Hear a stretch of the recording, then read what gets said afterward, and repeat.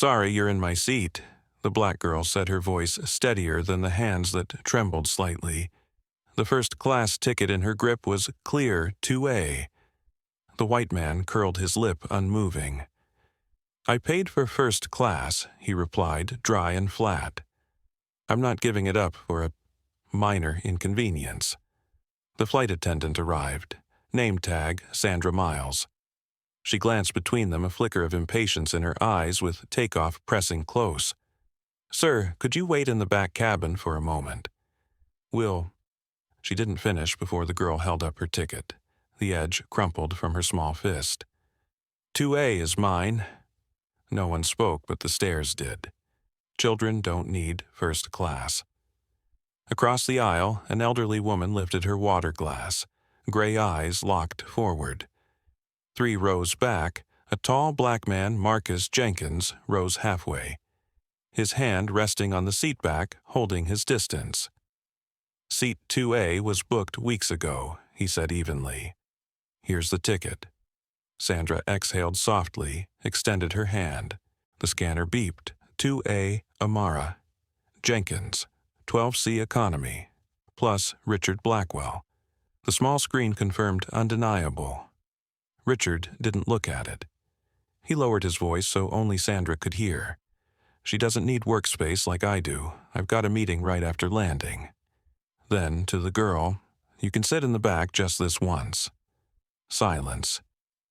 Only the click of overhead bins, the steady hum of the air system, and a small heart pounding fast beneath a neat jacket. The girl squared her shoulders. I have seat 2A, she repeated, no louder than before. All right then. Sandra's smile slipped into professional mode.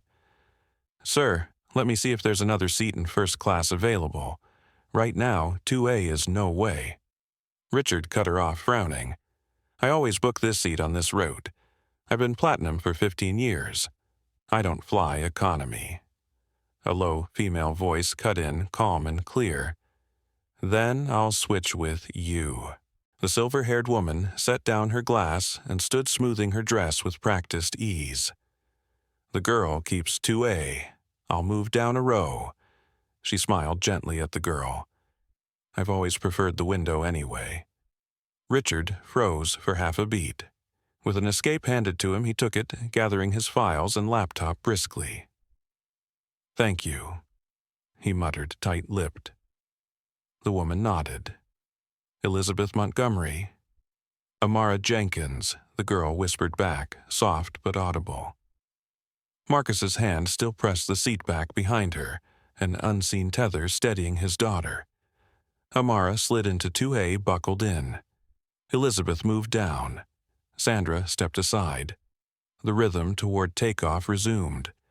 No one, least of all the crew, knew the girl wasn't just any passenger. No one knew she was the daughter of a billionaire creator of a learning platform running in thousands of classrooms worldwide. No one knew a single phone call about to be made in minutes had the power to ground this aircraft. The plane shivered as it pushed back from the gate. The seatbelt chime rang once. Wheels rolled, wings tilted. Detroit's sky dulled like frosted glass. 4 minutes later, the captain's voice sliced through the cabin, cold and flat. This aircraft will return to the gate. Security will board. Amara Jenkins, 9 years old, felt every gaze converge on her. A sea of faces blurred into the same vague judgment. She froze in the aisle ticket 2A, clutched like evidence, suddenly stripped of weight. Richard leaned away, avoiding all eyes but the attendants. I paid for first class, he repeated through clenched teeth. I'm not giving up my seat for some disruption. From the back row, Marcus laid a hand on his daughter's shoulder.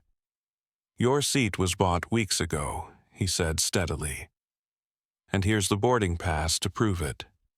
As whispers rippled like a rising tide, no one saw what had begun to stir beneath the carpeted aisle, something larger than a fight over one seat. No one noticed what had clenched tight inside a small chest, the breath of a child, more at home in labs than narrow aisles, more fluent in algorithms than strangers' stares. No one yet knew that to understand why a 9-year-old stood here now, you'd have to return to where the day first broke. The alarm clicked softly at 4:30 a.m. Amara was already awake. She lay still, listening to the house as silent as a lab that had just powered down. A moment later, she sat up and switched on her desk lamp. The shadow of a teddy bear stretched long across a NASA blanket. The room carried 2 layers of air. By the window, plush toys lined up on the Sill Science Fair ribbons, pinned to a corkboard, a few dog-eared storybooks. In the opposite corner, a desk surrounded by 3 monitors. The left scrolled lines of code. The center displayed growth charts. The right lit up with a heat map, blinking dots, live users flashing across time zones where children were still awake, still learning. Dreamscape was running. Big Day Sparrow Marcus said from the doorway, balancing 2 steaming mugs. 1 cocoa for her, 1 coffee for himself. The nickname had followed Amara since her first steps, small, quick-witted sometimes, perching on someone's shoulder before darting off with thoughts of her own. "I'm a little nervous," Amara admitted, warming her hands around the cup. "Soonk is old school. They're expecting someone else." Marcus sat on the edge of her bed, leaning in to meet her eyes. He had learned to read the tiniest tells, the hand brushing her hair behind her ear, more than 3 times the fine crease between her brows. "They're expecting someone who isn't you," Amara corrected herself, steadying her tone. "An adult, a man, not a 9-year-old black girl." "Today isn't about proving you belong," Marcus said. "It's about bringing them what you've built." The words landed like a pebble in still water, small, round, rippling outward. Amara nodded, took another sip. She set the cup down, swiveled to her screens, and ran through her presentation files one last time. USB in her blazer pocket. Backup in her carry-on. Another copy in the cloud. 3 backups, she murmured. No single point of failure. "Sequence?" Marcus asked, as he always did before a big meeting. Amara recited Data Classroom Experience, support module for dyslexia, expansion, plan commitment to underserved regions, budget, forecast. No wasted words.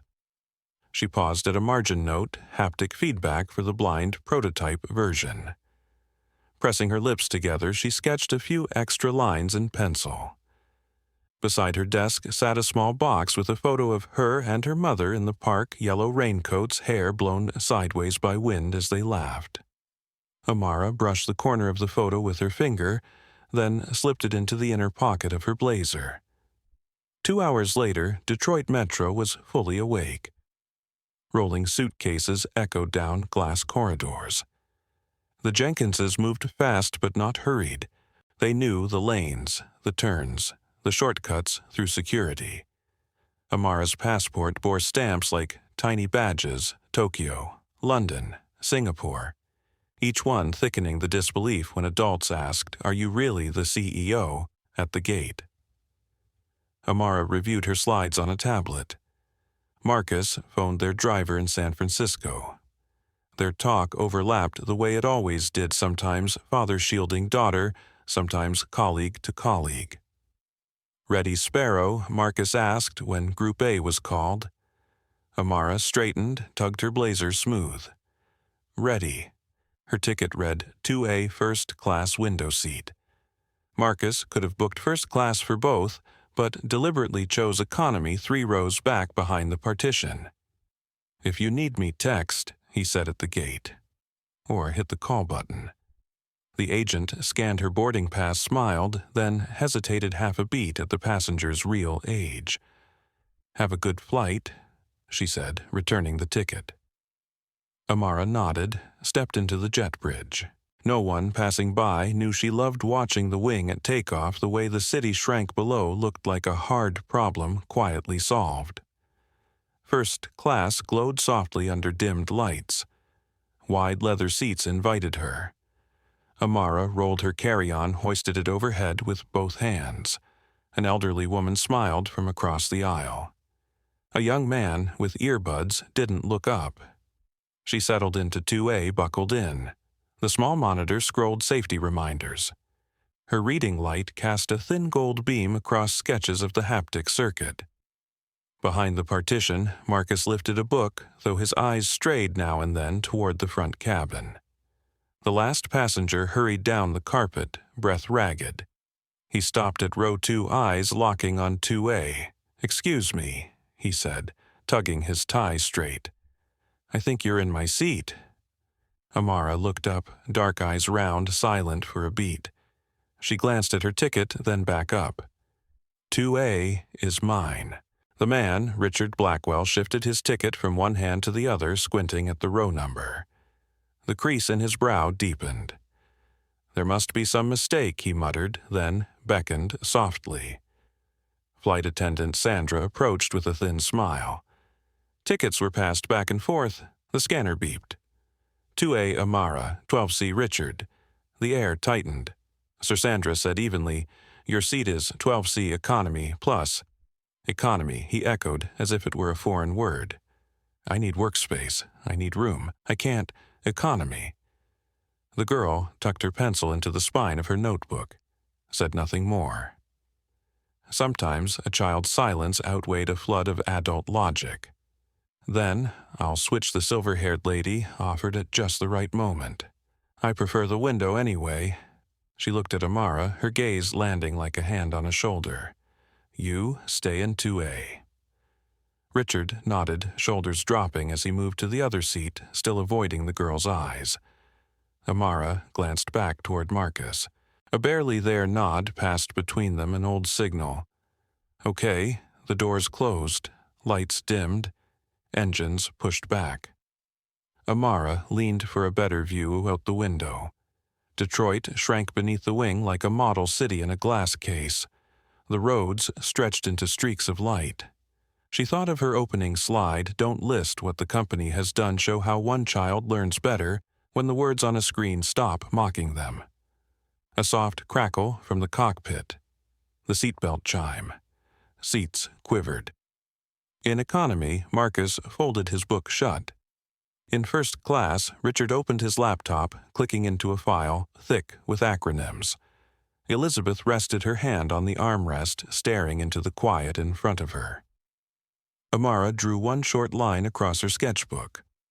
No one, not even the woman who had traded seats, knew the real story was only just beginning. And within minutes a voice from the cockpit would shake apart the careful plans aligned since 4:30 a.m. like a glass tipping on a flight attendant's tray. The plane tilted lightly again, like a wink from the sky. The seatbelt chime pinged, went off, then came back on. A glass of water shifted on its tray. Amara set her pencil down and gripped the armrest.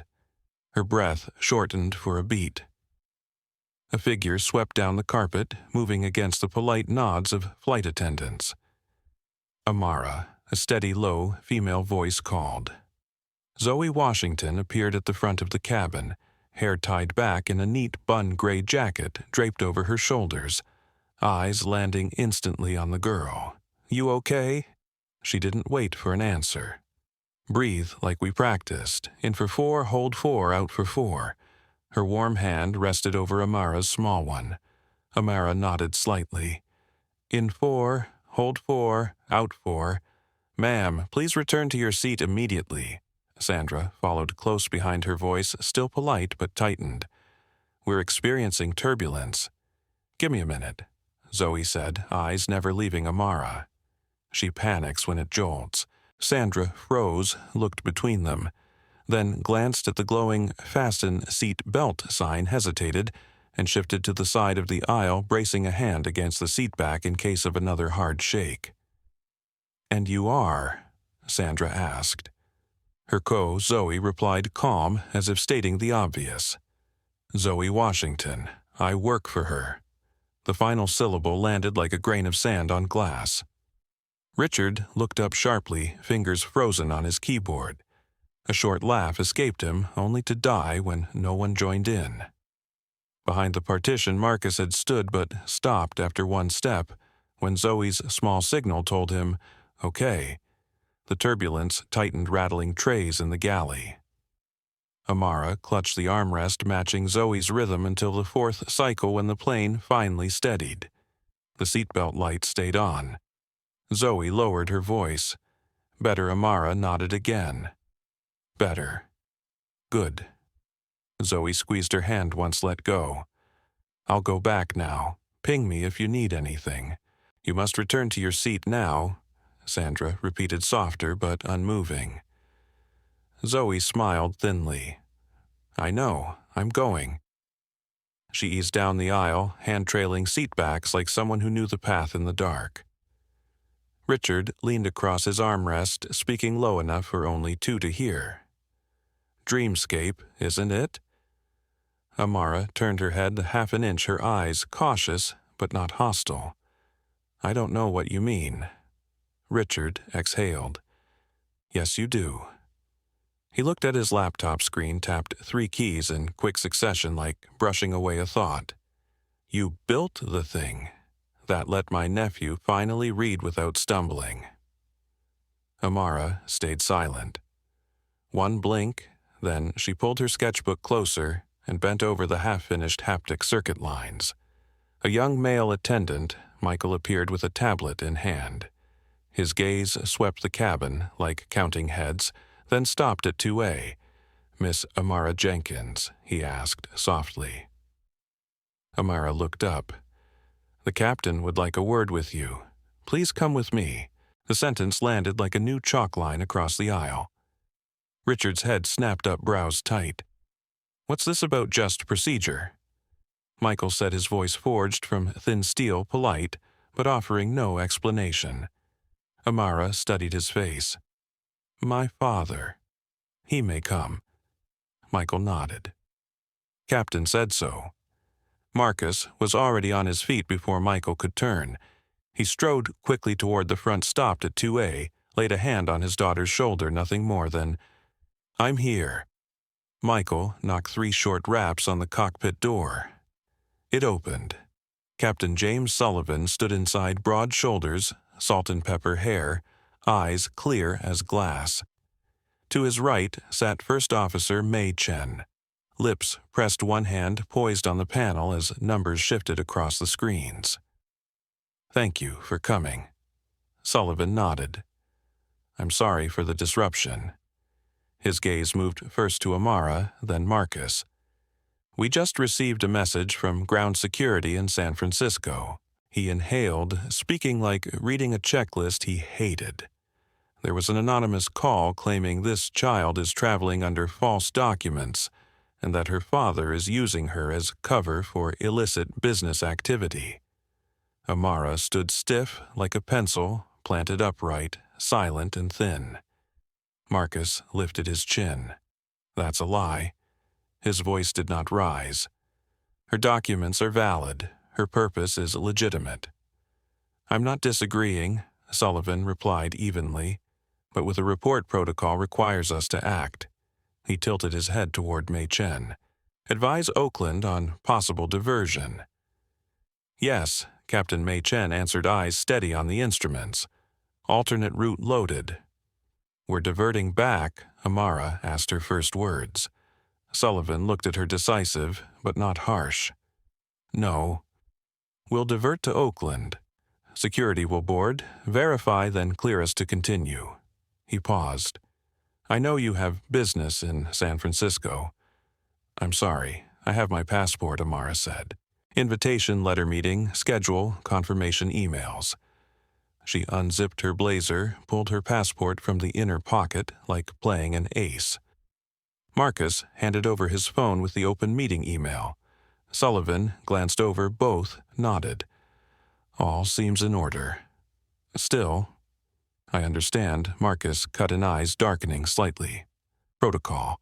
A small ping lit up the panel. Mei Chen lifted her eyes. Oakland confirms. Sullivan nodded. Thank you, First Officer. He turned back. I'll brief the passengers. When we land, I suggest you have these documents ready exactly as shown to expedite the process. Amara neither nodded nor shook her head. She only clutched her passport until her fingers reddened. "One more thing," Sullivan added, voice dropping like distant rain. "The call came 20 minutes ago, just after we pushed back from the gate. Just after—" Marcus stopped mid-sentence. He didn't finish the rest aloud. Neither did Amara, but both looked at each other for a brief second, then away, as if thinking of the seat across from 2A. Sullivan opened the cockpit door. "Thank you." He gave Amara one last look. "We'll be as quick as possible." Michael led father and daughter out. The door shut behind them, swallowing the cockpit's dense glow. Back in the cabin, the air felt thicker. Heads lifted, then dipped again in a ripple. Richard stared at Amara as if through thick glass his own reflection warped on the other side. The ding sounded. The captain's deep voice filled the cabin. "Ladies and gentlemen, due to a security matter requiring resolution, we will divert to Oakland. Upon landing, security personnel will board. Please cooperate and remain calm. Thank you." A murmur cracked open like crumpled paper. "Security, we'll miss our connection." What on earth? Elizabeth pulled out her phone, stared at the blank no-signal screen, slid it back into her purse, and clasped her hands tightly in her lap. She leaned sideways, speaking softly into the air. "Someone's going to pay for one phone call." Amara fixed her eyes on the seat back, stitching ahead, the lines running steady like calm numbers. She tucked her passport back into her blazer pocket, zipped it shut, and drew a long breath the way Zoe had taught her. Across the aisle, Richard closed his laptop fingers, laced together a small pulse beating at his neck. He opened his mouth, then shut it again, as if swallowing something too solid to name. The plane banked. Somewhere beneath broken cloud, San Francisco Bay glimmered like a promise pushed back.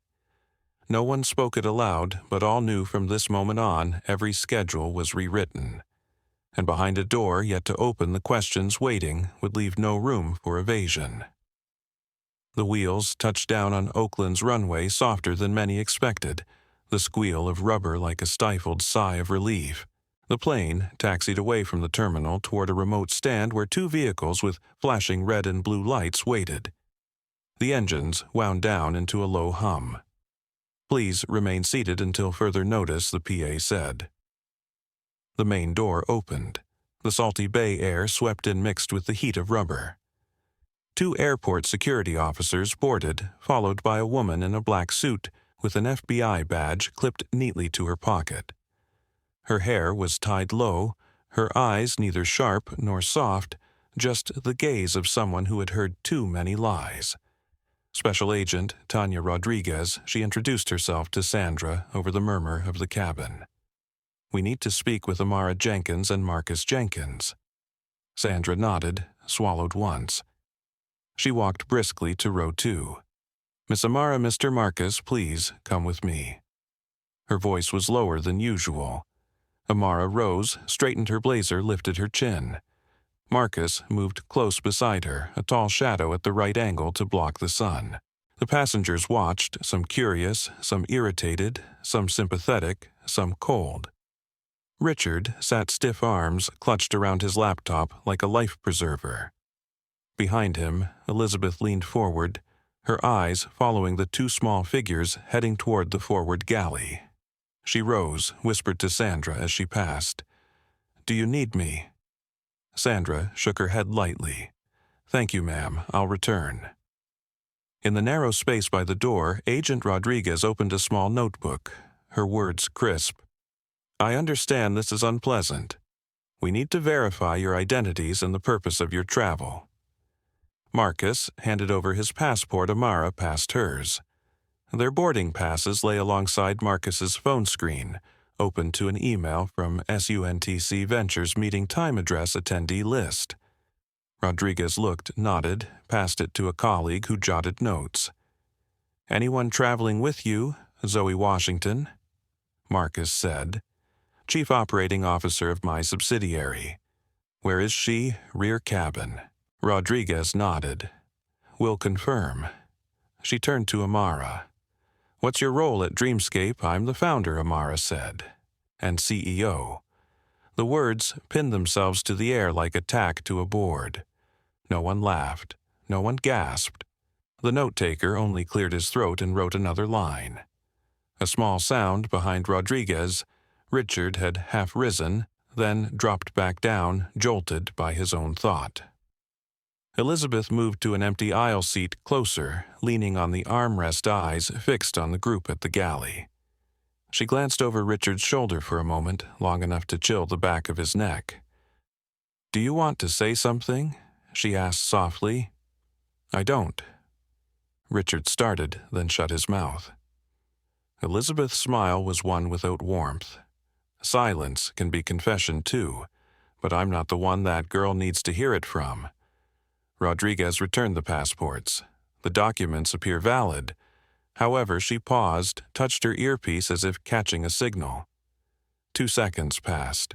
Then she continued in the same even tone. "We've received additional information. A complaint about financial transactions linked to your company. This falls under financial crimes. My colleague, Agent Michael Donovan, will handle that at the office." A thin silence stretched. "I'll need you both to leave the aircraft so we can proceed. Our attorney is on the way," Marcus said instantly. "Diane Chen, she'll meet us at the office." "Good," Rodriguez nodded. "The sooner the better." She turned to Sandra. "Once they've disembarked, the flight can prepare to continue after we complete procedure." "Mom, a child," whispered just loud enough for Rose nearby. "They're taking the girl away." Her mother placed a hand on hers, whispering, "Hush," soft as a cloud. Amara glanced back. Her seat 2A sat empty, its belt crossed like 2 chalk marks. Across the aisle, Richard finally met her eyes. His face had drained pale sweat, dotting his temple. He began, but no words followed. "It's time," Rodriguez said, stepping aside to clear the path. Marcus placed his hand on his daughter's back. They stepped onto the green carpet past the open door where the bay air swept in. Zoe appeared halfway up the cabin, moving quickly as if through parting waters. "I'm coming," she said. "I'm COO.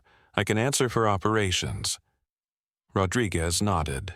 "Come." Near the door, Elizabeth brushed Marcus's sleeve as he passed, a touch so light it almost wasn't there.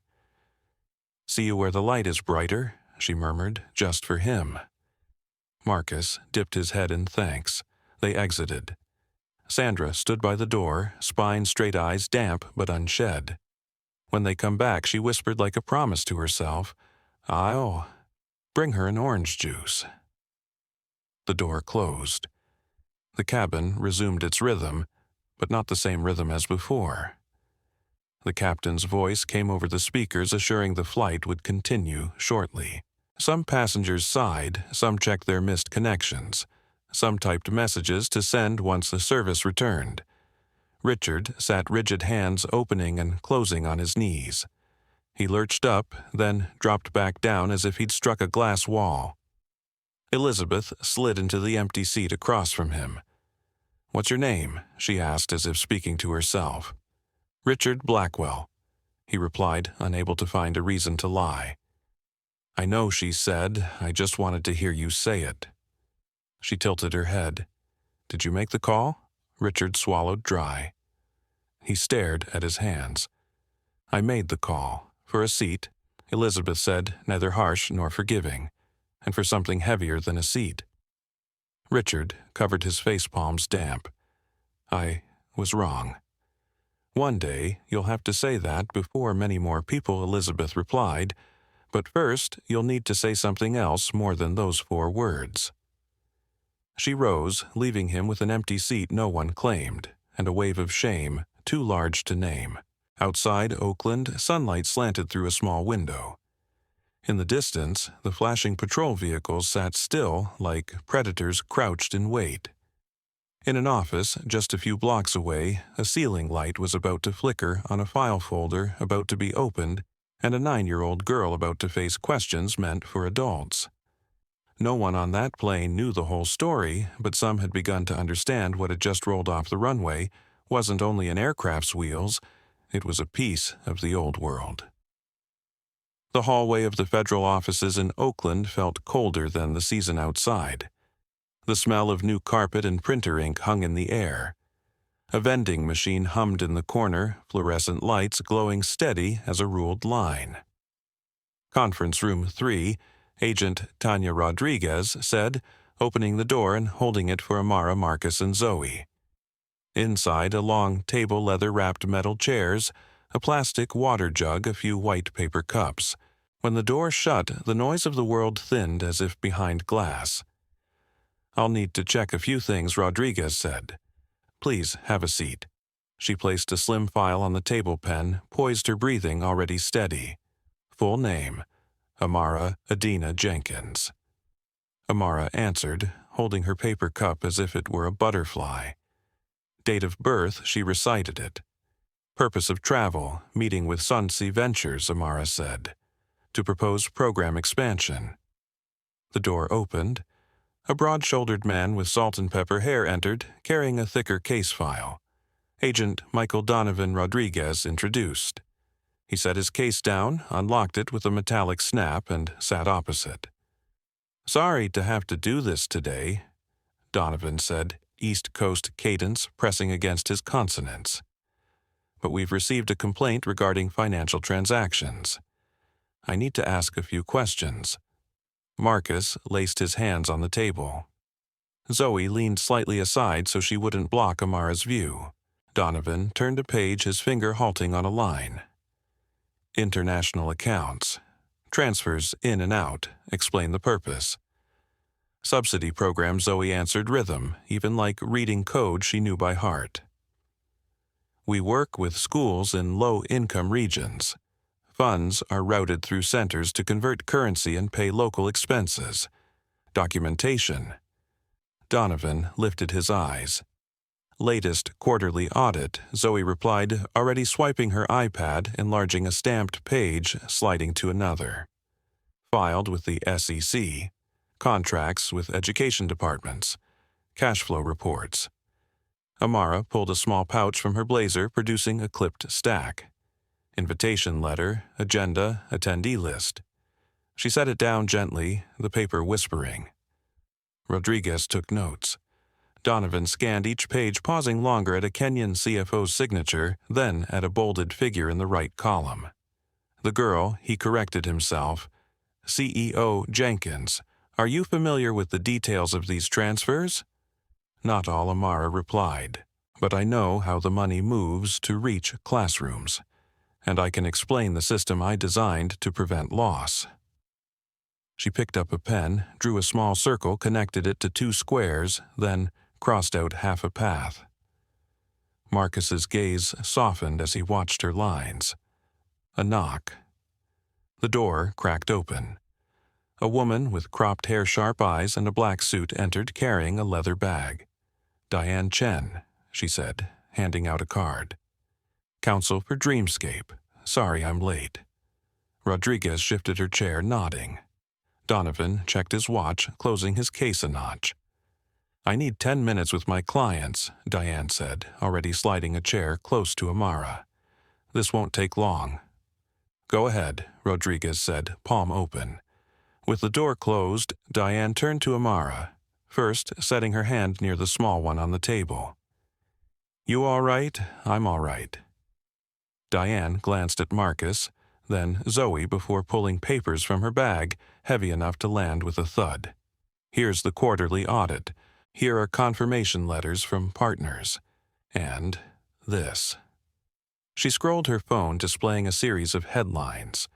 3 tech companies founded by people of color. Past 6 months, before funding rounds. Same kind of complaint. Same kind of anonymous tip. Zoe tightened her grip on her pen. Marcus locked eyes with Diane. "Same source." She shrugged lightly. "Same smell?" She clipped the sheets together, tapping the table. "We won't use the word conspiracy in this room. We'll let the numbers speak." The door reopened. Rodriguez and Donovan returned. Diane pushed the audit toward them, her hand resting on the edge until Donovan placed his on the other side. "This is what you need to review first," Diane said, her voice sharp as glass. "And I can provide direct contacts at the schools." Donovan flipped pages, eyes hardening at certain seals. He exhaled. "If all this holds, we may be looking at a larger picture." He didn't look at anyone when he said it. "We'll cooperate," Marcus said. "But she has an important meeting. Is there a way—" He stopped short of pleading. Diane finished. "Is there a way you can clear identity first and move financial review to the office?" Rodriguez weighed the thought, like listening to two voices at once. "We'll need some additional verification," she said. "After that, by procedure, you may leave, but we'll stay in contact. And you may be asked back later, today or tomorrow morning." Amara glanced at the wall clock.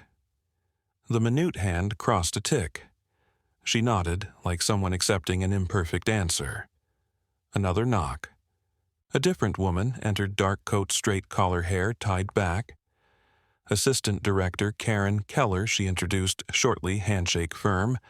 "I've reviewed this." She set her hand on a chair, back eyes meeting each of them. "We'll broaden the scope. For now, you and your father may leave with counsel, but keep your phones on." Her gaze lingered on Amara. "You handled yourself very well." "Thank you," Amara said, soft but steady. Diane was already packing papers, her hands quick, like clearing a surgical tray. In the hallway, Zoe stopped at the vending machine, pressed orange. A plastic bottle dropped with a thud. She twisted it open, handed it to Amara. "Take a sip." Amara drank, faint plastic taste on her tongue. She caught her reflection in the glass door, small and straight beside the taller outline of her father, and another figure just reaching them. Diane, her heels clicking sharp on the floor. Zoe's phone buzzed. A message flashed, sunk. "Reschedule 10:00 a.m. tomorrow." "Sorry for inconvenience."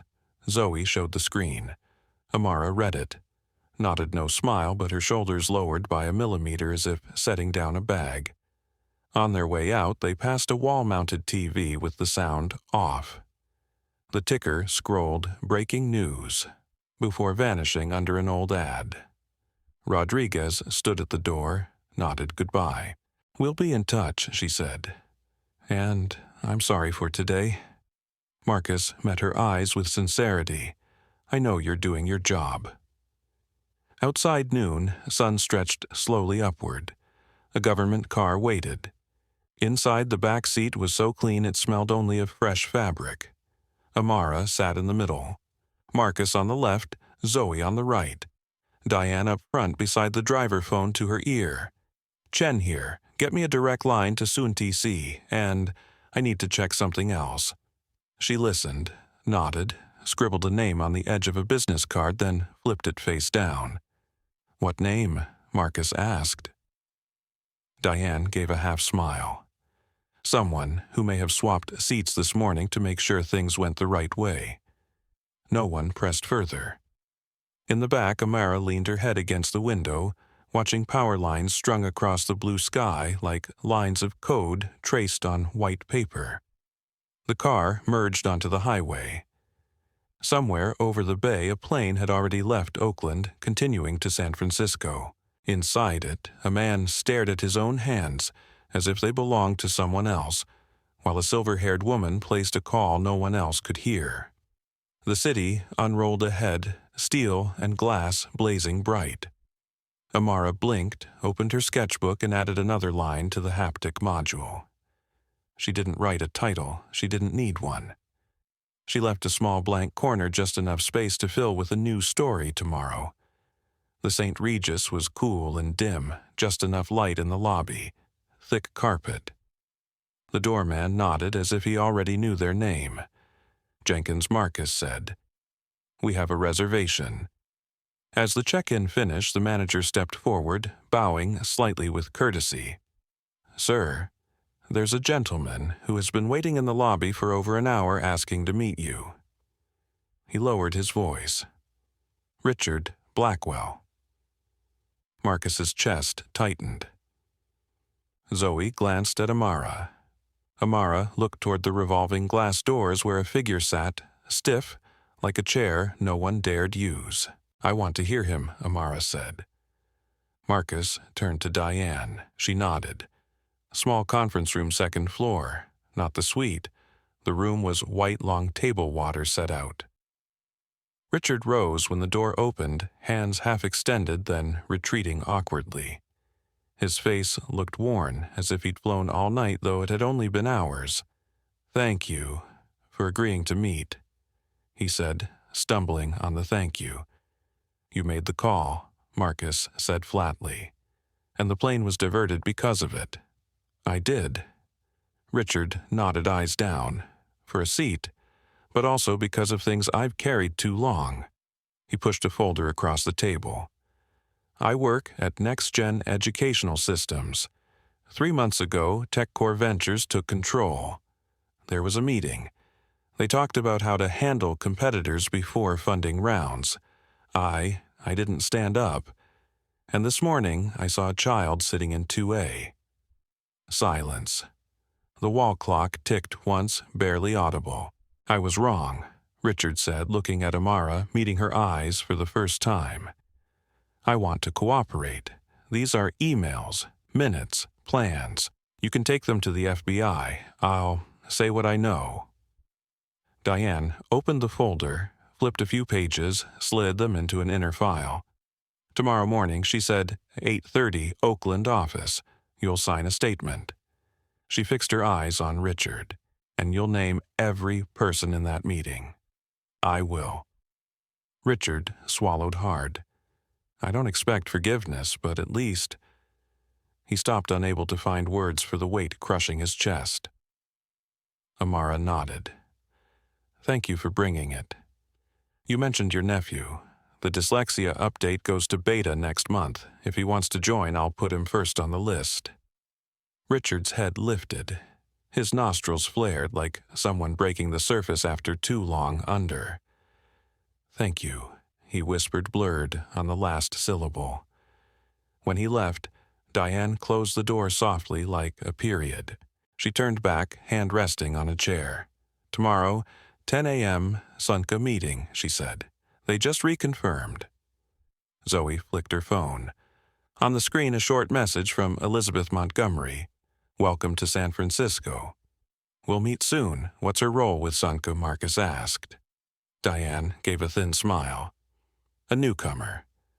She looked at Amara, "One who sat across from you this morning." The evening stretched slowly like water soaking into paper. Amara showered, changed into a soft tea, sat on the floor with her slides sticking neon notes beside key points. Marcus called home, spoke briefly, his voice lightening at the word hello on the other end. Zoe rehearsed the demo, checking each clip a third time. Diane answered a call. Her voice clipped but firm. "Yes, I understand." Sent it straight to Agent Rodriguez, not through company email. Close to midnight, Amara's phone buzzed. A message from an unknown number. "Tomorrow someone will sit at the head of the table, arms crossed as you speak. Don't let those arms break your rhythm. Count 4 like on the plane. E.M." Amara stared longer than usual. She erased the number, not the message. She set the phone face down, inhaled 4, held 4, exhaled 4.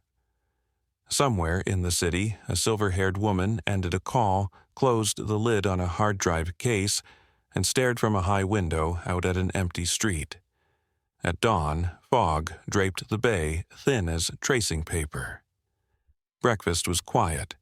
Amara ate a slice of toast, drank half a glass of milk, wiped her lips, tucked the napkin into her blazer pocket like a meaningless habit.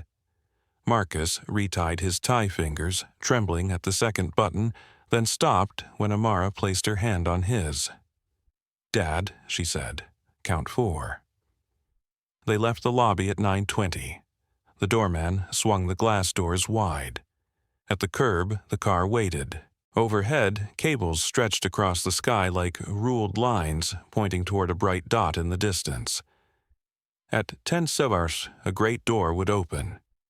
A 9-year-old girl would walk in place, a stack of papers on the table, and speak her first words. At the far end, a pair of folded arms would drop to the table just as she reached slide 4, and everything that had happened yesterday, seat to way, the call, the alternate runway, the fluorescent-lit room would fall behind like dry footprints. But not vanish. They would stay waiting to be connected by another line, bolder this time. The glass tower of Sonki Ventures stood like a blade in the sunlight. Inside the lobby rose 2 stories, high, cool white stone. Jenkins Marcus told the receptionist. 3 guest badges printed warm in hand. The elevator shot upward, the city folding behind the glass like paper. On the 40th floor, the waiting room looked straight out to the bay. A dark wood table, a pitcher of lemon water with thin slices. Zoe set her bag down, checked adapters, HDMI backup printouts. Diane skimmed the agenda yellow marker, sweeping 3 lines. Amara sat upright, feet not touching the floor, swinging slightly, her hand resting on the laptop as if on the back of a sleeping cat. Jenkins, an assistant, pushed the door open, polite smile in place. This way. The conference room opened like a visor. Long, polished table, 12 people already seated, water glasses, aligned papers stacked thin. On the right side, Elizabeth Montgomery sat straight fingers, lightly interlaced her gaze, never pausing more than a second on anyone. She gave the faintest nod when Amara entered, like greeting someone passing the porch. "Good morning," said a gray-haired man, rising, hand extended, James Chen. After shaking, he gestured toward the head of the table, where a large screen was already lit. "Miss Jenkins, please." Amara pulled out her chair, set down her laptop, connected the cable. The screen lit up with the first slide, not a logo, but a short clip from a Detroit classroom, a curly-haired girl reading fluently a passage she'd stumbled on 3 months earlier.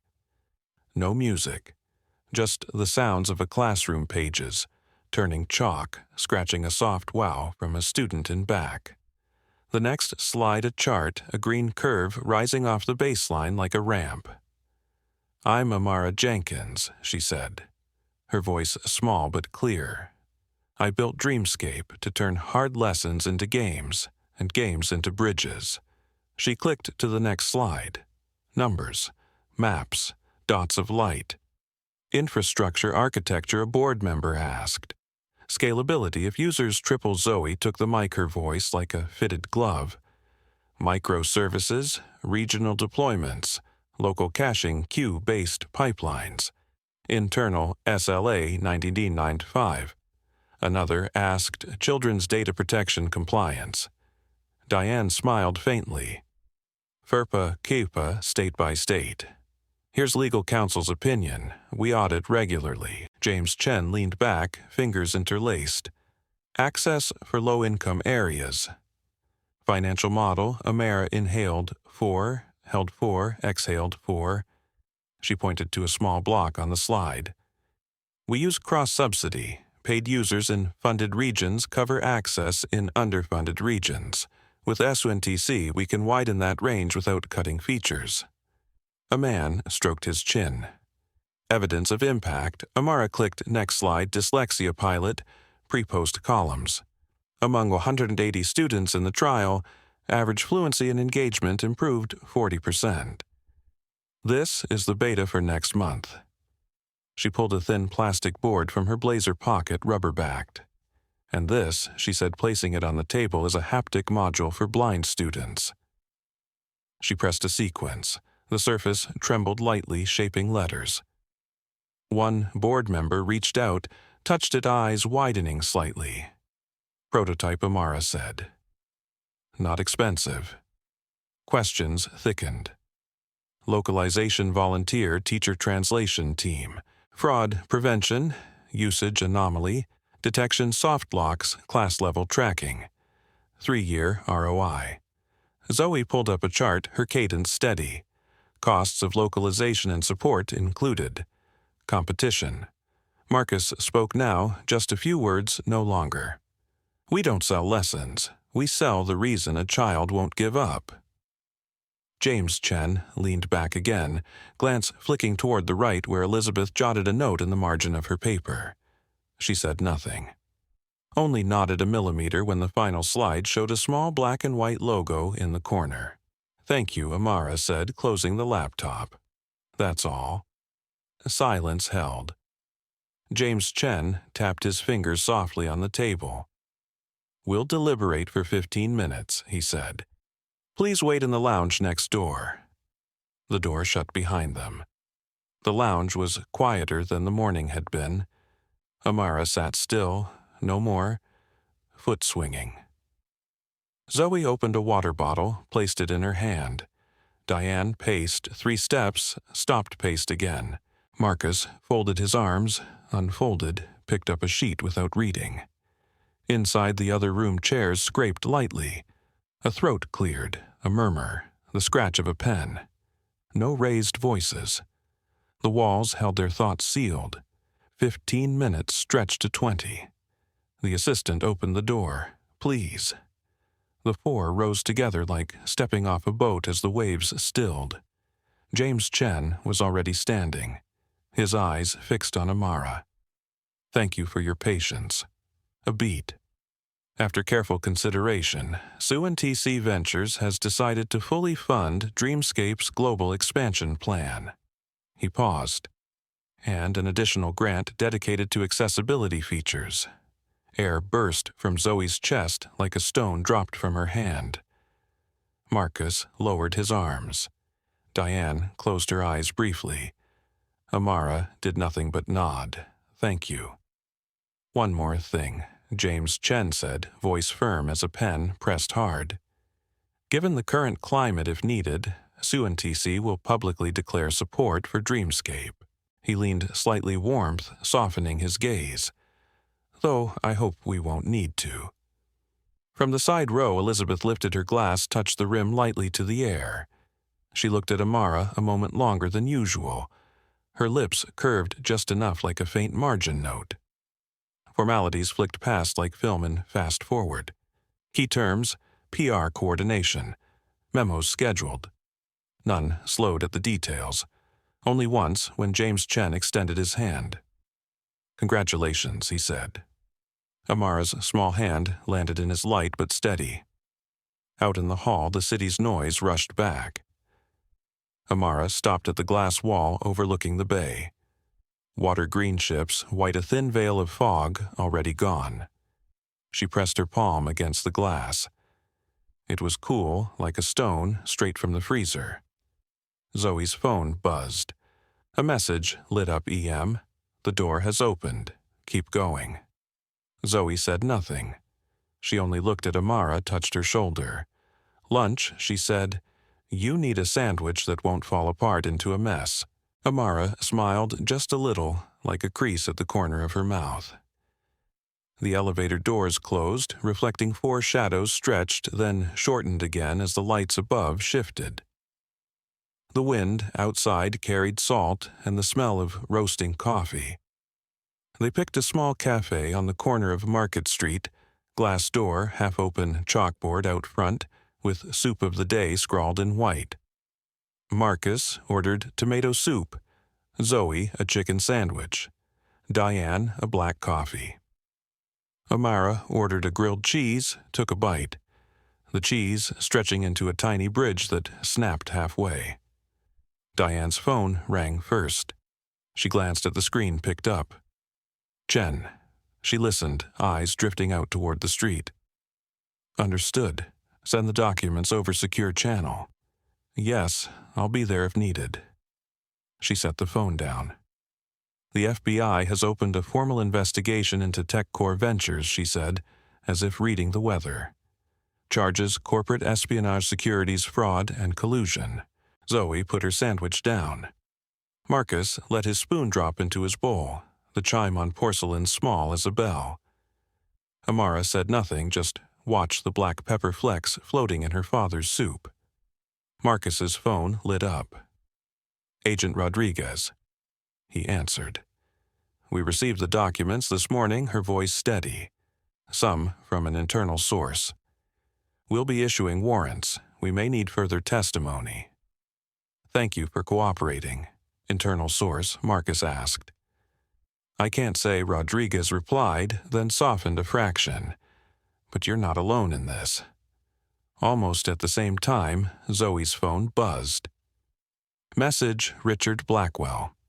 I'm at the Oakland office, signed my statement at 8:30. I'll tell everything." Zoe tilted the screen so Marcus and Amara could see. Amara nodded, took another bite of her sandwich. This time, the cheese didn't stretch. After lunch, they walked back to the hotel. Embarcadero bustled with joggers' streetcar bells clanging. A seagull perched on a lamppost, head cocked as if reading a headline in a passerby's hand. Amara walked close to the buildings, fingers trailing the low stone wall as if along a keyboard. In the elevator, the mirror doubled them into 8. Amara counted under her breath, 4, 4, 4. The door opened onto carpeted quiet. Their room was still cool printouts spread on the table laptop asleep at standby light blinking like a tiny fish. Zoe opened her laptop, logged into the server dashboard. Metrics steady. "No storm," she said. "Just wind." Diane sat at the desk, opened her editor, typed a memo for the team, soon-to-see outcome. Action points, comms coordination, crisis management if needed. She worked like sealing a box to the millimeter. "Marcus called Detroit tomorrow," he said. "Yes, follow the plan, and tell everyone the kid did well." On the other end, a small laugh like a hand patting his back. Amara pulled a chair to the window, sketchbook on her lap. She drew a line, added a dot, connected them with a faint vibration line. Pencil scratching soft. She stopped when her phone buzzed. "Message EM. I've sent everything to them. There will be a storm in the press. Let the adults handle the storm. You just keep your classroom calm," Amara replied. "Yes," then added, "Thank you for the seat yesterday." 3 dots appeared, vanished, appeared again. "Don't mention it. The window's better." Afternoon slid down the sky, shifting colors like the inside of a shell. Zoe sat on the carpet back to the bed, running the demo one more time for the signing. Diane took another call, her voice softening, "Yes, Mom." "I ate." "Don't watch too much news." Marcus stepped onto the balcony phone to his ear, shielding the wind, then returned, shutting the door. "Strong wind," he said, "but not cold." The news flashed on TV. TechCore's logo, then a shot of their headquarters, then the Crawl Federal investigation. Then a name Amira recognized from grown-ups' emails, Elizabeth Montgomery. Her face in a small box in the corner, a clip from an old conference interview. No sound, but Amara already knew her voice, the kind that never needed to be raised to be heard. A knock at the door, a hotel staffer delivered a slim envelope. Diane opened it. Inside, one plain sheet. "Tomorrow, 9:30, room 5, SUNTC memorandum." Initialed EM, no signature, no logo. Diane folded it, slipped it into her bag. "We'll have one last standardization run," she said. Late evening, the city sank into scattered lights, the far-off hum like waves on rock. Marcus turned off the main lamp, left a desk light glowing. "Get some rest," he said. "Tomorrow will be long." Amara closed her sketchbook, set it by her pillow. She lay on her side, eyes on the green charger light like a lone star. "Dad," she said in the dark. "I think she sat in 2A yesterday for a reason." Marcus chuckled softly. "I think so too. But I still like the window better," Amara added, eyes already closed. Marcus didn't answer. He stood at the window a while longer, watching a taxi signal left. Then he drew the curtain, and the room fell into a quiet shaped like a hand resting on a forehead. Tomorrow morning, Another door would open. A pen would sign. A voice on TV would rattle off words already guessed tonight. And in the middle of it all, a 9-year-old girl would sit straight-backed, one hand on the table, counting 4 as she had when the plane first shook. 9:25 a.m. The 37th floor hallway at S&C was as quiet as a library. Frosted glass door, conference 5, etched small under the handle. Diane knocked twice. The door opened to Elizabeth Montgomery Light Blazer, a pen clipped in her breast pocket like a black line. "Come in," she said. Small room, round table, 4 chairs. On the table, a cream envelope without a logo. Elizabeth slid it toward Diane. "Cooperation memo," she said. "Talking points we need aligned if the press asks, not glossy, just true." Marcus skimmed each line, nodded. Zoe pointed at one section. "Here add access before expansion. Could?" Elizabeth smiled with her eyes. "Yes."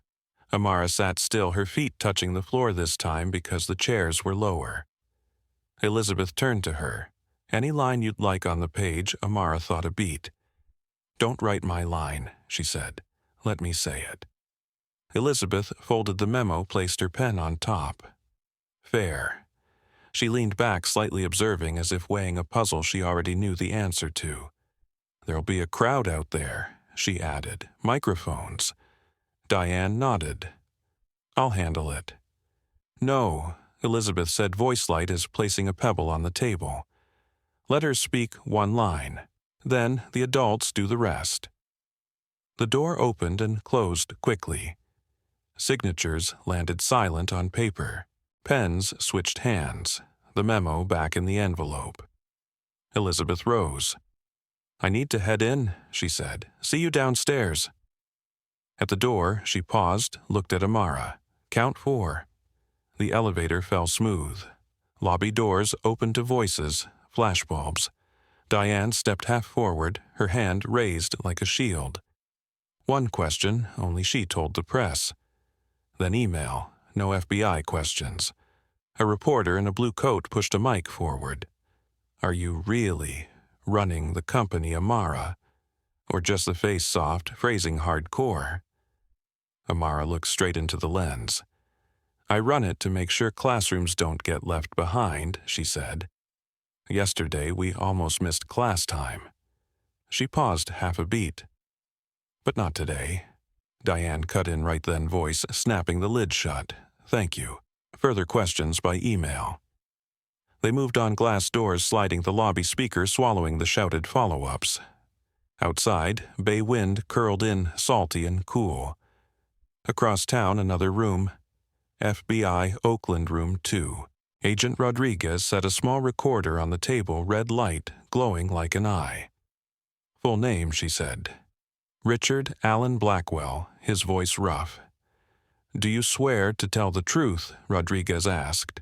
"Yes." "Who was present at the meeting on—" Agent Donovan asked, flipping a page. Richard listed names. Each one dropped like a stone into water. "Motive Donovan, market share," Richard said, planting flags before the funding round. He added, eyes drifting. "Documents Rodriguez." Richard slid over a black USB, emails, minutes, strategy slides. His hand shook so badly he had to clamp one over the other. I made the call," he said, though no one had asked. "Over a seat and over other things." Rodriguez didn't nod or shake her head. She only checked that the red light was still on. "Continue," she said. Back at Swansea's lobby, Zoe's phone buzzed. Message: Rodriguez received the documents. Confirming contents. Pass along. The girl said the right words at the right time. Zoe handed the phone to Marcus. He pressed a smile, silent. They ducked into a cafe next to the tower. Grinder noise like soft rain. Amara pulled out a folded sheet corner, creased. She wrote 2 lines, crossed out 1 word, filled the gap. Marcus tilted his head. That the line. Amara shook hers. Another line. CNN ran silent in the corner. News crawl. DOJ confirms expanded probe into TechCore. Images flicked logo glass building a cardboard box passed hand-to-hand in old footage. Amara didn't look up. She folded the small sheet, slid it into her inner pocket. "Want to go anywhere?" Zoe asked. Amara glanced at the street. "Library," she said. Diane actually laughed out loud for the first time that day. "Then I'll clear the way," she said. The public library smelled of paper and sundust. Amara pulled a thin book, sat cross-legged on the lowest shelf, read 10 pages, then slid it back exactly in place. No one noticed the little blazer-wearing girl who had just crossed the news cameras. Afternoon eased down slow. On the way back, they walked among students spilling out of school, heavy backpacks dragging their shoulders. A boy brushed past Amara, tripped on the curb. Amara caught him by reflex, then let go quickly as if afraid to drop glass. "Careful," she said. The boy grinned, kept running. In the hotel room, emails swam like small fish behind glass congratulations, meeting requests a few sharp questions. Diane filtered left 3 to answer now. Zoe sent a short line to the internal channel. Term sheet done. Focus rollout. Plus accessibility. Marcus switched off the TV, opened the balcony to the wind. A ship horn faint in the distance. Amara sat in a corner, opened the small hotel envelope she'd asked for. She slipped in her folded note, added 2 words at the bottom, then tucked the envelope into her sketchbook, like pressing a butterfly between pages. The room breathed slow. 8 p.m. The landline rang. Front desk, a polite voice. "A letter has arrived for you." Someone brought it up. On the front, only 2 initials, E.M. Marcus opened it. Inside a single printed page, "Tomorrow, 8:30 a.m., Federal Courthouse. I'll do my part, the rest yours." No signature. Amara read it. No frown, no smile. Just a nod, like finding the path through a blocked equation.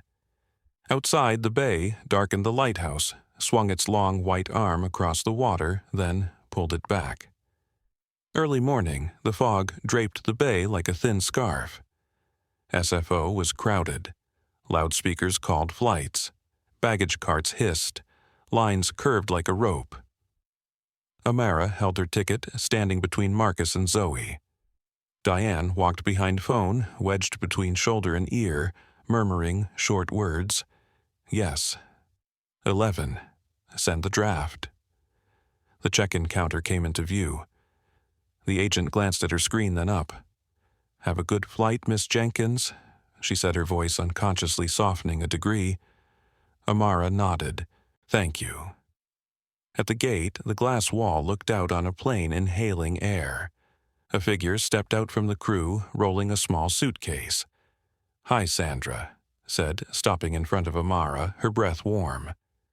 "I'm not sure if you remember me." "I remember," Amara said. "Orange juice," Sandra reminded, laughing at herself. She held up a small plastic cup lid on straw bent. "I grabbed this from the galley," she said. "I thought—" She stopped, unable to find the word. "Thank you," Amara finished for her. Sandra nodded, her eyes wetter by a fraction, but still holding back. "Get on board," she said. "Today, no one will take your seat." On the jet bridge, Elizabeth walked the other way, no uniform, gray coat hair pinned neat. She paused half a second, just enough for a nod. "Courthouse 8:30, she told Marcus. "I'll be there." Then she looked at Amara. "Always count 4. And she moved on, light enough to leave no sound of heels. The cabin was still. Amara found her seat 2A. She lifted her bag into the bin, pulled the seat out. Marcus passed through the divider, half smiling, half sighing. Zoe gave a thumbs up, then took her own seat. Sandra walked the aisle, scanning like a gardener after rain. Richard wasn't there. The seat across was empty. The plane taxied. Amara leaned against the window. The city shrank again, but unlike 2 days ago, not a model, a new map. As the nose lifted, she closed her eyes. In for 4, hold for 4, out for 4. At the federal courthouse ground floor, Richard sat on a wooden bench, hands flat on his knees, like a student waiting to be called in. The door opened. Elizabeth passed through security, set her bag on the tray, stepped through, picked it up again. She didn't look at him. He looked at her but didn't dare call out. Moments later, Agent Rodriguez appeared. "Mr. Blackwell," she said. He stood. "Ready, I think so," he answered, doubting his own voice. In the sky, Amara opened her eyes just as the plane sliced through a thin cloud. Light spilled in like milk. She pulled out her notebook, took out the white envelope tucked inside, unfolded gently. A small paper quartered words in tight handwriting. "Every day, someone will ask if you deserve it. You don't have to answer them all. You just have to do your work on time in class with the right people. AJ." She folded it back, slipped it into her blazer pocket. Her hand returned to the armrest. In for 4, hold for 4, out for 4. An hour later, wheels touched down in Detroit. The air was different, thicker, warmer. Marcus lifted their bag, smiling tired. Zoe opened her phone as soon as there was signal. Notifications flooded FBI press conference at noon. UNTC issued a statement. Next Gen suspended several executives. Another email rose to the top: Detroit Community Innovation Center invitation keynote for global access launch 6 months from now. Zoe turned the screen to Amara. "Keynote speaker," she said. "Your name." Amara read the line. She didn't smile. She set her hand on the phone's edge, scrolled to the bottom. Auditorium, 800 seats. Students, teachers, parents. She nodded, like marking a line in her notebook.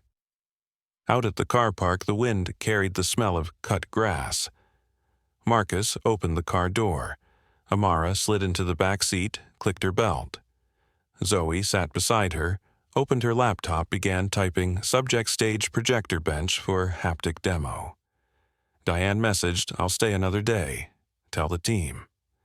The car pulled from the airport. Blue highway signs, white letters. The city stretched open old streets looking slightly different today.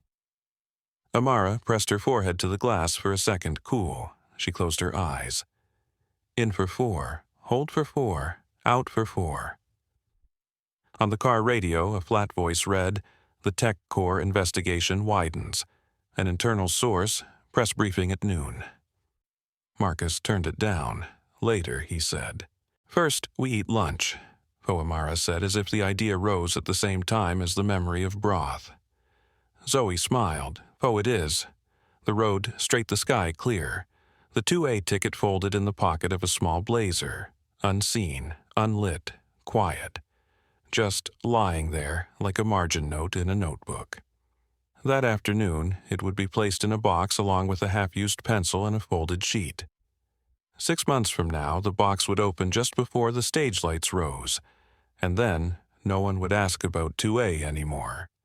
They'd ask how many classrooms, how many children. Amara didn't answer questions that hadn't come yet.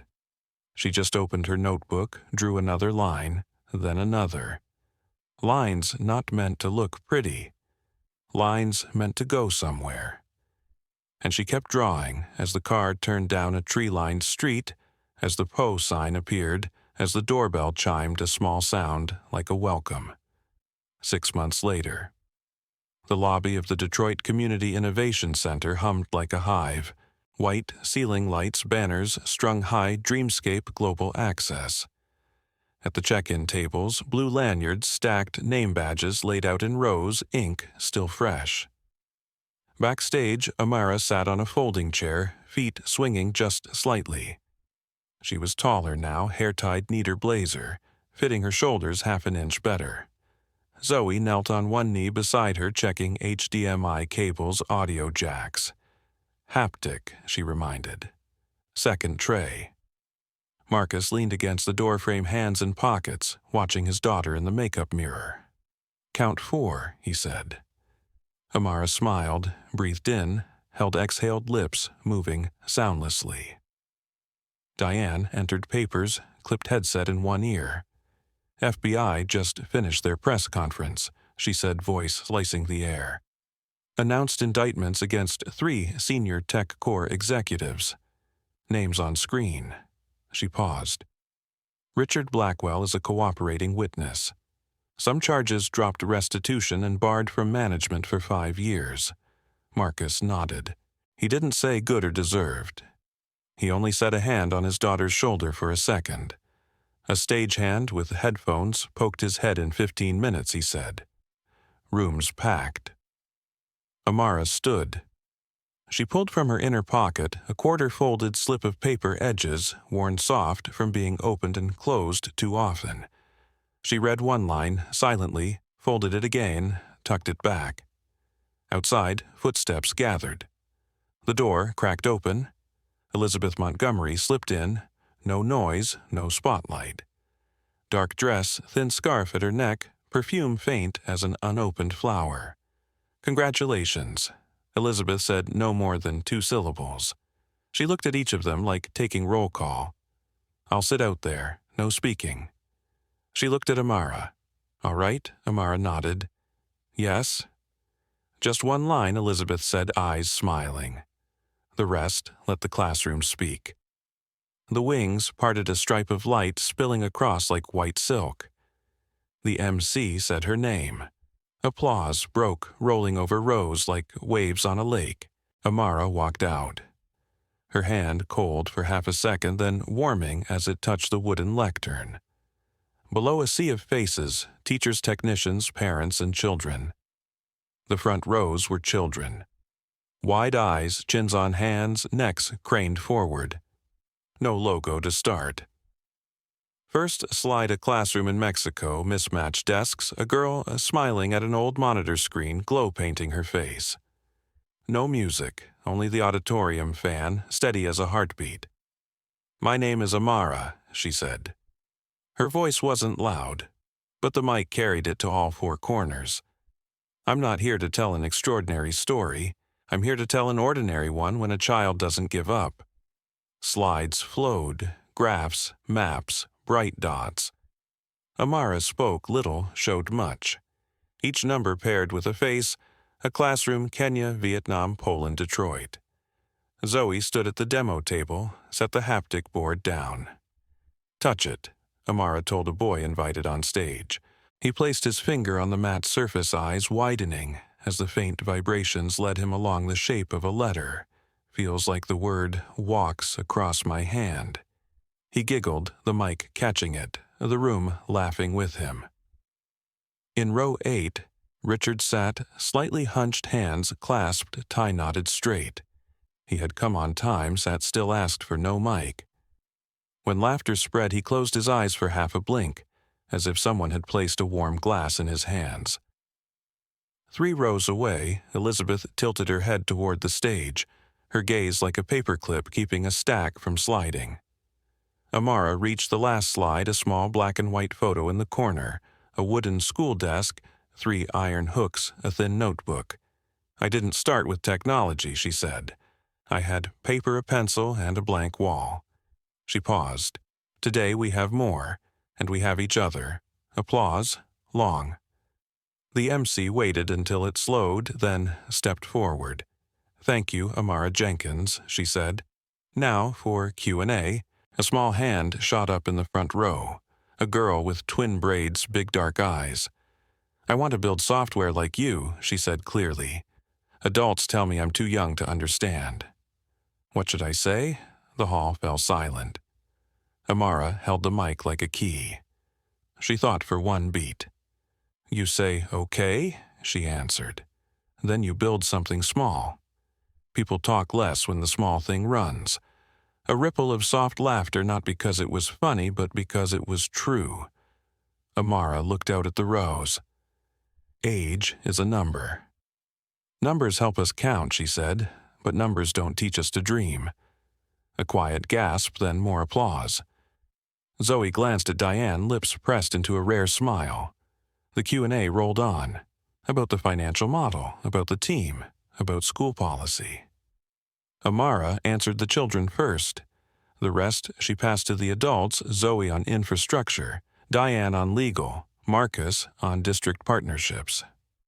Elizabeth asked nothing. She only jotted one of Amara's lines in the program margin, "Numbers don't teach us to dream." Backstage after the heat rose like an open kitchen. Hands shaken, photos taken, business cards offered.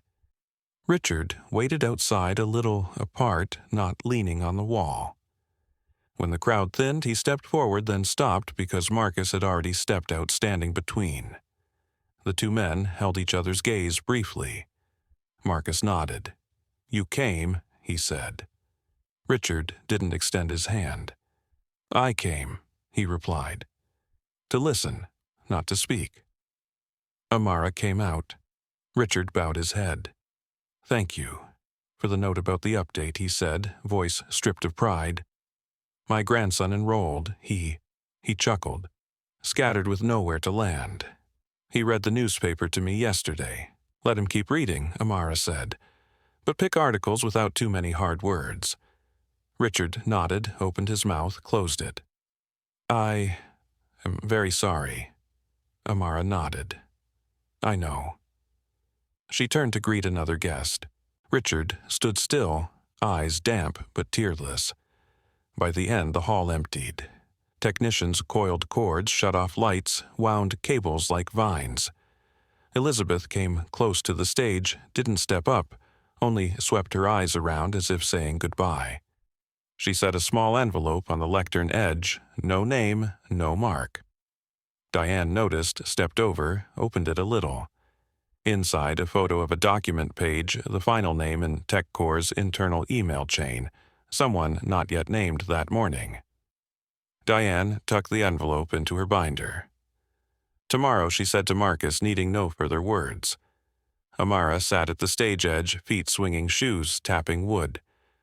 Marcus joined her, handed her a water bottle. "Dad," Amara said, leaning her head against his shoulder. "I think I only said one good line." Marcus smiled. "Sometimes that's enough." Outside, afternoon slanted. Dust motes floated gold. On the steps, a cluster of school kids waited for autographs. A teacher behind them, arms around a thick stack of notebooks, eyes shining. Amara stood, walked over. Her small hand wrote her name one letter at a time. No one knew that in a cardboard box backstage, the 2A boarding pass from 6 months ago lay beside a half-used pencil and a folded slip of paper. No one opened the box now. It would rest until someone needed a reminder that spoke without a sound. Detroit at night. Cool streets, yellow lights. The Jenkins house quiet, like before a storm. On the dining table, a few plates still unwashed. Zoe sat at the kitchen counter laptop, open blue glow on her chin.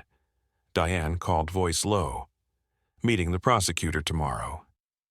"Next package, got it." Zoe replied, eyes still on the uptime chart, ticking up by single percents. Amara sat alone in her room. The window cracked, white curtain stirring. She opened the small brown box. Inside the 2A boarding pass, a stubby pencil, a folded slip of paper. She added the morning's program schedule, a sticker that read Global Access, with one corner peeling and a tiny screw removed from the haptic prototype, the extra screw with nowhere to turn. She lifted the 2A pass, saw the crease in the middle, darker now. She set it back, closed the box. No lock, no note. Her phone buzzed. A message from EM. "Tomorrow I go to Washington, other doors to open." "You open your classroom," Amara typed, "safe travels." 3 dots blinked, disappeared. Elizabeth didn't reply. She rarely wasted words. Marcus poked his head in sleep. "I will," Amara said. "Dad here." She handed him another quarter-folded slip, the one she'd written at the cafe and kept. Marcus opened it. Small writing. "If they ask how I don't feel fear, I'll say, I do. I just act before fear finishes its sentence." Marcus folded it back, returned it. "Beautiful," he said. "Where do we put it?" "In the box," Amara answered. for next time. Night passed. The city breathed steady. In an apartment a few blocks away, Richard Blackwell sat at his kitchen table. Glass of water, laptop, shut TV off. From a drawer, he pulled a photo of his grandson, grinning over an open book finger, pointing at a line. Richard touched the edge, pulled back as if afraid of smudging the ink. On his phone, a calendar alert. Community Service Reading Center, Saturday. He tapped accept. In a distant hotel, Elizabeth folded clothes neatly into a suitcase, placed the last external hard drive in a locked compartment, sealed it with a strip of plain white tape. She turned off the lights, pulled the curtain, set her phone face down. In the dark, paused between two flashes of streetlights, she closed her eyes and smiled for no clear reason. Morning. An elementary school in the suburbs opened its doors, old computer lab fans clicking. On the screen, Dreamscape logo appeared, then turned into a game with 3 paths. A child chose the middle, stumbled at the second bend, paused, then went on without going back. In another classroom, the haptic module buzzed under a small fingertip, tracing the letter A without sight. Amara stood at the doorway, silent. She watched, listened, counted 4. Zoe folded her arms beside her. Running smooth, she said, like butter. Cheap butter, Amara corrected. Zoe laughed. Back in the car, Marcus turned on the radio. A steady news voice, federal grand jury begins review. Former Tech Corps executive, internal witness provides data. Marcus clicked it off. It'll get noisy, he said. We don't chase noise, Amara replied. We chase class time. That afternoon, Amara returned to her room, opened her sketchbook. She drew another line, not straight, a little slanted, connecting one dot to another. She paused, wrote one small word in the margin: day. No someday, just day, period. No one recorded the moment sunlight fell warm on her neck like a scarf. No one photographed the moment the pencil lifted, leaving a darker dot at the end of the line. But unrecorded moments still happen. And sometimes they're the ones that keep a story standing upright. Night Detroit sky with few stars. Amara slid the cardboard box into the bottom shelf. She pushed it back until it touched the wall, listening for the soft thud. She turned off the light, pulled the blanket. Before her eyes closed, she breathed 4 in 4, hold 4 out as a final lock. Tomorrow, there would be another classroom. Another network online. A plane taking off without anyone turning back at the gate over a fake call. A child would ask, "Can I do it?" An adult would answer yes or not.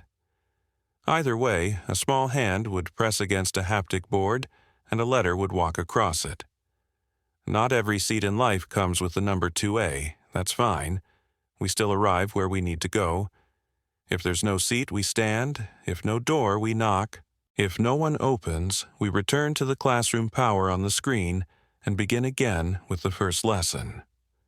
Amara slept. The city kept turning. Somewhere, a door gathered light into a narrow stripe, then widened, then opened fully, and nothing was louder than the footsteps of children walking through. From seat 2A to open classroom doors across the world, Amara's journey reminds us that courage isn't loud. It just counts 4, then steps forward. Which moment touched you most, the seat 2A, the call that turned a plane around, or the line on stage? Age is a number. Numbers don't teach us to dream. If this story moved you, hit like, share with your friends, and subscribe so you don't miss the next chapters.